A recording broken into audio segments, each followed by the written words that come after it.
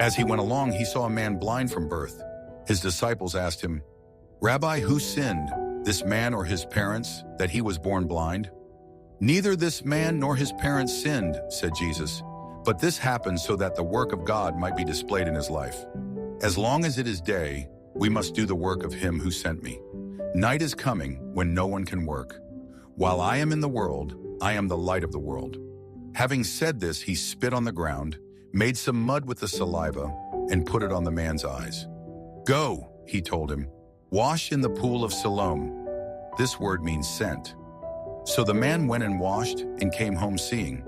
His neighbors and those who had formerly seen him begging asked, "Isn't this the same man who used to sit and beg?" Some claimed that he was. Others said, "No, he only looks like him."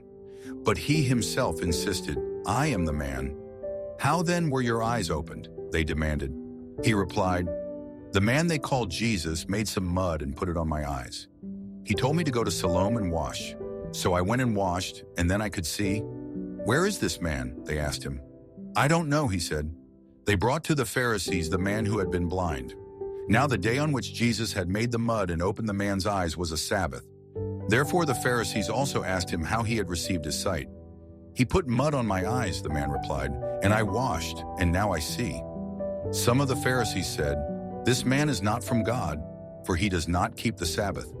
But others asked, "How can a sinner do such miraculous signs?" So they were divided. Finally they turned again to the blind man. "What have you to say about him? It was your eyes he opened."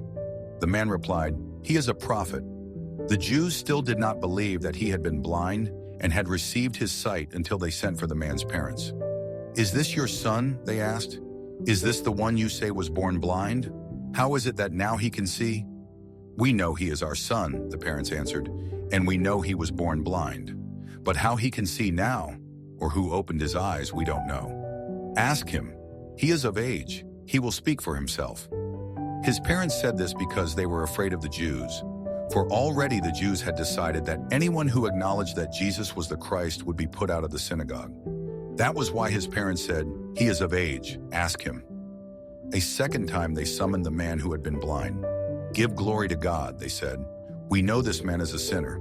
He replied, "Whether he is a sinner or not, I don't know. One thing I do know, I was blind, but now I see."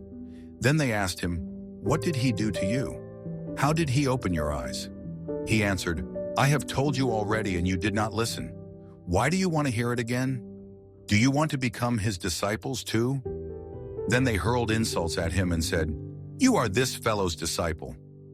We are disciples of Moses. We know that God spoke to Moses, but as for this fellow, we don't even know where he comes from." The man answered, "Now that is remarkable. You don't know where he comes from, yet he opened my eyes. We know that God does not listen to sinners. He listens to the godly man who does his will. Nobody has ever heard of opening the eyes of a man born blind.